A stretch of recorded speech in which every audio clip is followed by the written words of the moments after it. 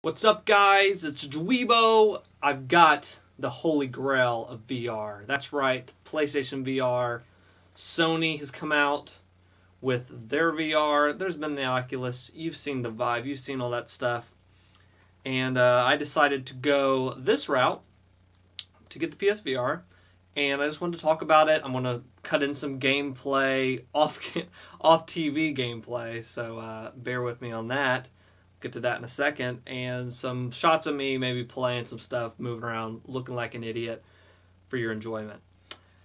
So first things first, all this VR stuff is like really taken off. I feel like 2016, 2013 and stuff. I actually got to check it out in 2014, I'm sorry.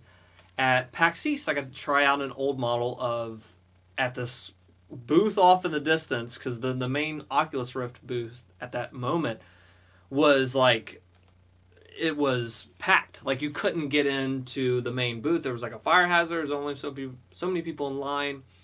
So we found this little booth, and I fell in love from the second I, got to play this thing. This freaking phone, what is going on here? Shut up. So I got right here the two Move controllers it came with. There's the camera. It's already plugged in. I'm unplugging that. But yeah, I'm all set up right here, and I'm ready to go. And it came with PlayStation Worlds, which was like 4 or 5 like kind of little experiences in that. There's London Heist. There's this ocean type game where you're down into the ocean with a shark tank and stuff. It's really, really cool. And there's some like blaster game type game, and then what else is there? A luge, like you're laying down on the skateboard going through. Then, leading up to launch, I was so excited they announced that all the launch bundles were going to get this PlayStation demo disc with all these different games. And that took me back to being a kid playing the original PlayStation and getting these demo discs. I was excited, and I was excited because I didn't pre-order any games for the thing. Because I knew that PlayStation Worlds was going to be there. And then when I heard the demo disc, I definitely wasn't going to pre-order games because I wanted to try them out. This is such new territory. Usually I'm able to like kind of look at games coming out or see impressions from people and know. This you don't. You have to put the headset on and really try out these games. I was even looking at reviews and was going like, I don't know if like some people were giving them like 85s and 90s on some games, and some people were giving them like 65s. It's like, there's no really set standard yet for VR. I think reviews are hilarious right now, and what I trust is like hearing impressions. Like mine. Listen to me. No, I'm just kidding. But seriously, people on YouTube, I'm hearing people talk about that. The experiences and what people are kind of getting with these games means more to me than a freaking score, especially on VR. And so I've been playing these. I haven't gotten any full games. I'm looking into getting that Batman VR because on the London Heist experience. So in that, there's a part when you're actually getting. You're kind of breaking into this house and kind of getting something. I don't want to spoil too much, but you're in this house and you're going on in these drawers and stuff, and you're pulling stuff out. And that was so fun to me, like picking up stuff and looking at it, and people would come in and you'd have to hide for a second, kind of lean down your head. So fun. When you get out of the play space where the camera can see you, it kind of goes dark.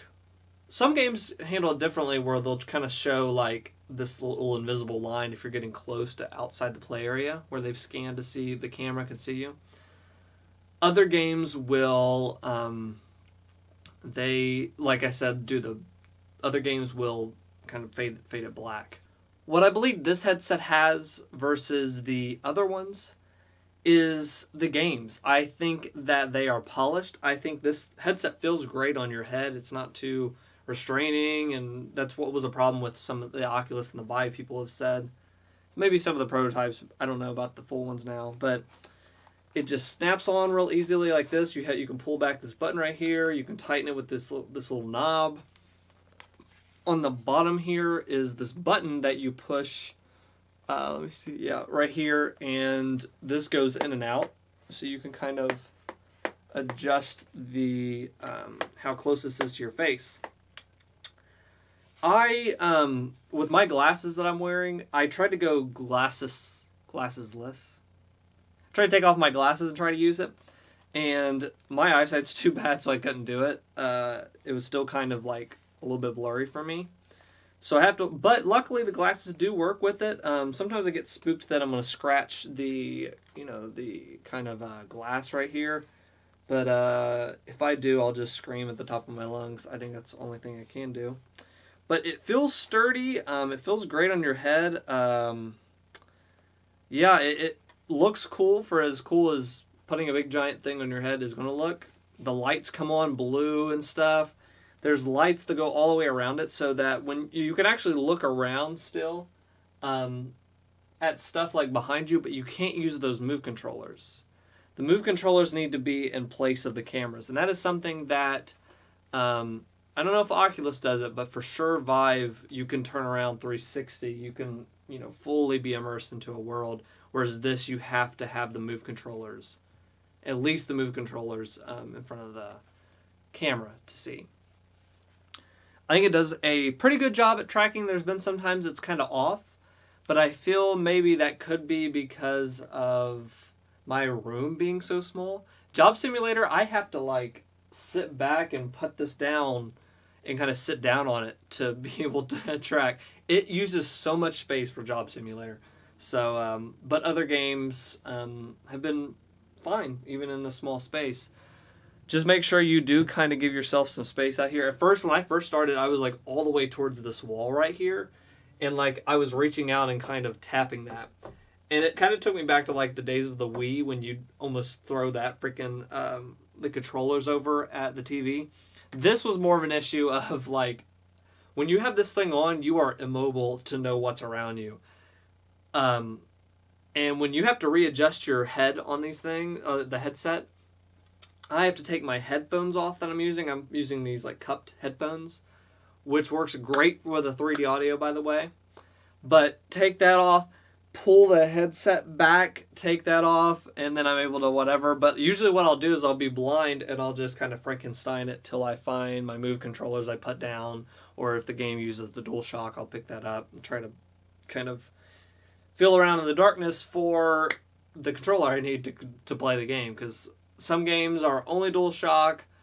Every game at least has to be able to use the DualShock, but a lot of them support the move controllers, which is really cool. I like the move controllers. I was surprised they went with these to use them, but I guess, hey, if it ain't broke, don't fix it kind of deal. From PS3 days, these came out. Never had these in the PS3 era. Didn't care about the camera, didn't care about all that, but VR I do care about, and affordable VR, which this is, I definitely care about.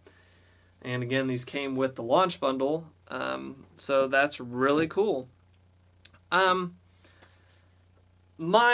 complaints maybe about this thing. The first is not really a complaint, but it's an expected thing, and it went exactly as I expected. Leading up to launch, I started seeing these kind of graphics, I guess, of what all was in the box and what all was required to plug in to get the PSVR working. And I saw that thing, and it showed 800 cords, and I went, I'm going to not look at this thing and just worry about it on launch day. So launch day has come, and man, did I crack up. It felt like I was in the 90s again as a kid, getting this giant toy. It felt like that because I got this out. It comes with a big book. Here's the big old box it comes in. I didn't do an unboxing, by the way, because leading up to launch, 800 people on YouTube somehow got these before launch and was already doing unboxings. I think Sony might even did their own official one. At least I saw Xbox did one with the Xbox One. You've already seen the unboxing. And another thing is, I kind of knew there's going to be 800 cords. Right when I opened up, I went, this is a freaking mess. So I spent it took me, I want to say 20 minutes to get all the wires. That might be an over-exaggeration, but it is a lot to do. This box that it comes with is kind of the split out box, and you plug in. They have labeled everything well. The book that it comes with, I followed it to the T and didn't have any problems, but it was just kind of hilariously overwhelming in some sense because of how many wires this thing takes. I haven't even counted. I'm looking right here, 4, and then there's the main 5 one, and then you're going the power from the PS4 6, which you already had on the PS4. But about 6-ish cords or whatever. 7 if you include the headphones. I mean, you're going to want headphones and stuff. So they have this, which I read was for like dust covering, but like this slides out. And it's okay. Now you can access this ports. Oh, guess what? What about these ports? Oh, slide back in, and then these are always covered if you keep it like kind of that. I guess it's to keep out dust or whatever. It's kind of weird, but this thing is like, if you compare it with I don't know, a cell phone. So it's about this big. It's about the size of a cell phone, maybe 2 cell phones or whatever. Thickness is like that. It's like 2 DVDs stacked on top of each other. So it's not super big, as you can see, but I basically had to give it a little space on my shelf. I think you could put this on top of the PS4, but I get too nervous about scratching stuff, you know? So I didn't do that. But, yeah, this thing will fit on there, and it's for the purpose of splitting out, which I thought was awesome, splitting out to the TV. So that not only can people watch you play, but there's games coming out to where it's up to 4 players with the DualShock, and then you with the VR can sit there and actually like maybe look at something, and they have to tell you where to look at, or on their screen they'll be able to see like what to go to. All the it's endless, the amount of possibilities that are kind of coming out. There's a game called Keep Talking and Nobody Blows Up or something. I'm probably definitely wrong on that. I'll put a screenshot or a video on that. That looks awesome. I think that's already out for Steam, but in VR, that's what you need to have it as. Before it was over online and stuff, people would have to tell you, hey, I'm looking at the manual. Don't cut the red cord, cut the yellow one, and whatever.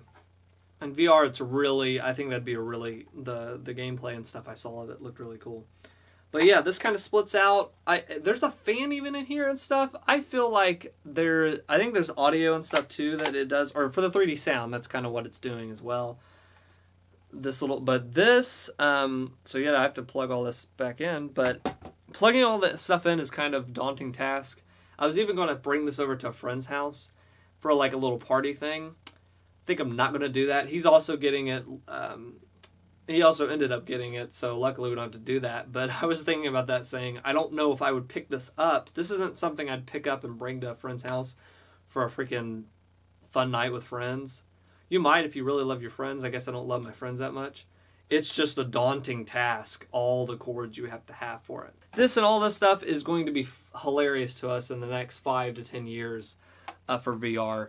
Because I feel like they're going to fix it. 2nd gen VR, I saw people like, wait till 2nd gen, it's going to be the best.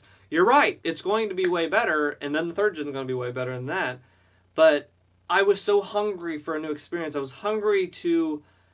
You know, we had 2D, and then when going to 3D as a kid, that just blew my mind, going from 2D to 3D. That was such a revolution in gaming. Blew my mind at the time. This blows my mind just like 3D did. I'm having the same kind of feeling of you know, these games affecting me in new ways that, you know, 3D games could never do that. But putting that VR headset on, and here's another thing I can tell you guys all day. You've heard it a million times probably already. You have to put the headset on. You have to try it yourself. I can keep telling you that till I'm blue in the face, but you have to do it. You have to put that on your head. Go to the Microsoft store. I think they have a Vive there. I'm sure Best Buy's still going to have some PSVR demos. Go to a friend's house that picks this up. It's really cool, and I think you're really going to have a good time with it. I'm having an awesome time with it. My other complaint with the PSVR though, and I'm not sure if the Vive, the earlier Vive, I did have this problem, worse than this PSVR did. I'm not sure how the Vive, I think the Vive's higher resolution, but the resolution. There's times I'm in the game, I'm trying to look out the distance something, and it is just very low resolution farther out, looking into certain areas on certain games, or looking up close sometimes, whatever. Maybe I tried adjusting the headset and I got as best as I could with my glasses and stuff, and I don't think that's it. But the resolution, I think, is, I want to say like, it's like split between both eyes, and I don't know, whatever the resolution is not enough, I think. That will be fixed in Gen 2. They'll get that fixed out where they'll have a good frame rate along with the head tracking and all that stuff that they need to do. They'll have that. But that was kind of a bummer. Certain times I'll be playing a game and say like, I wish I could actually see more detail than the kind of the murkiness that's on some of this stuff. Other times I look up and I see quality, things, and it does look great, but then there's other times, like I said, it doesn't look so great. And I think I am blown away by what this has exceeded my expectations in terms of gameplay and stuff. Resolution, it met that. I knew that was probably going to be an issue. I knew all the gigantic wires, the freaking extra box, all the stuff that you have to hook up. I expected that 100%. But the experience, London Heist had another part where one of the characters flicked a cigarette at me. And I jumped, like I flinched and went back. That has like a really cool little story in it, like a very small story, but cool for what it was. And getting to play and be in these worlds, whether that be, in London Heist, whether that be in a Shark Tank, whether that be Batman, these new things where you're picking up things. And in Job Simulator, I'm tossing things over and copying salt shakers and stuff in the copy machine, and a salt shaker pops out. I'm cracking up. All these goofy things, tossing things across the office, inspecting things, reloading reloading your gun in London Heist, and having a shootout with people. So freaking fun. You feel like you're in the world. I played a game called Thumper, which is a music rhythm game. That was really cool as well. Solid software launch. When this isn't really like a console launch, it's more like it's like an accessory for the PS4, but it kind of is a new console. I don't know what you'd call it. It's like a hybrid thing. If you look back at the PS4, Xbox One, the PS3, 360 was okay. The launch software usually isn't up to snuff. It's very like, here's what the system can do, and if it's the Vita, we're going to use all the back touchscreen features, and 3DS. Oh, look, you can see the 3D and whatever. They're almost like tech demos. The games in this they do serve that purpose where they're trying to show you all the features of the headset, all that you can do in VR, but it is so open-ended. It is so freeing, I think, to developers. There's so many cool experiences. Battle Zone, rigs I have yet to try. I'm going to try, probably when I'm doing this video, I might pop that in. So fun. Like my friends are just, my other friends that got the PSVR were just loving that.